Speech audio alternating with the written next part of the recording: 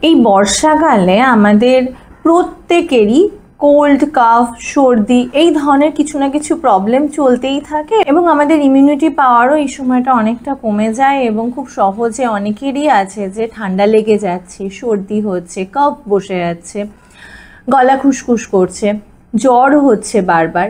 তো আজকে আমি একটা কাড়া দেখাচ্ছি যেটা ভীষণ ভালো এবং আপনারা যদি প্রত্যেকে প্রতিদিন না হলেও সপ্তাহে 3 দিন যদি খেতে পারেন তাহলে কিন্তু আপনাদের ইমিউনিটি পাওয়ার বাড়বে এবং তার সঙ্গে আপনাদের যে প্রবলেমগুলো ফেস করছেন কোল্ড কাফ রিলেটেড সেগুলো থেকে কিন্তু একদম ভালো হয়ে যাবেন।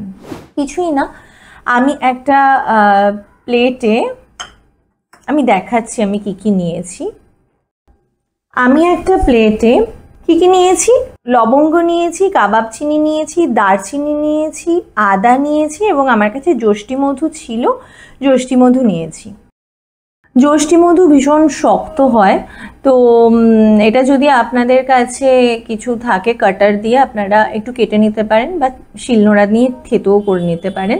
এবং এটা এই প্রত্যেকটা জিনিস লবঙ্গ এতগুলো লাগে না, নর্মালি লবঙ্গ আপনারা 7-8টা নিয়ে নিতে পারেন, কাবাব চিনিও তাই, আর দারচিনি এই পরিমাণ নিলেই হয়ে যায়।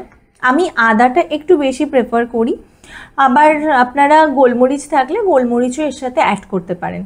এবং এটা অ্যাটলিস্ট 3 কাপ জল একটা বলে দিয়ে সেটার মধ্যে এগুলো সমস্তগুলো দিয়ে দিন, দিয়ে বেশ ভালো করে ফুটবে, তারপরে একটুখানি সিমে করে নিন, নেওয়ার পরে দেখবেন এটার কালারটা ব্রাউন হয়ে যায়। আমি দেখাচ্ছি যে কীরকম হবে কালারটা, এই কালারটা হবে। এবং এই ড্রিঙ্কটার সঙ্গে একটু মধু কিংবা তালমিশ্রি আপনারা মিশিয়ে আপনারা খেতে পারেন। যাদের ডায়াবেটিস রয়েছে তাদেরকে আমি বলবো যে কিছু না দিয়েই আপনারা এটা ইনটেক করুন, দেখবেন যে খুব তাড়াতাড়ি কোল্ড অ্যান্ড কাফ থেকে আপনারা রিকভারি পাচ্ছেন এবং ইমিউনিটি পাওয়ার অনেকটা বেড়ে যাবে। ভালো থাকুন, সুস্থ থাকুন।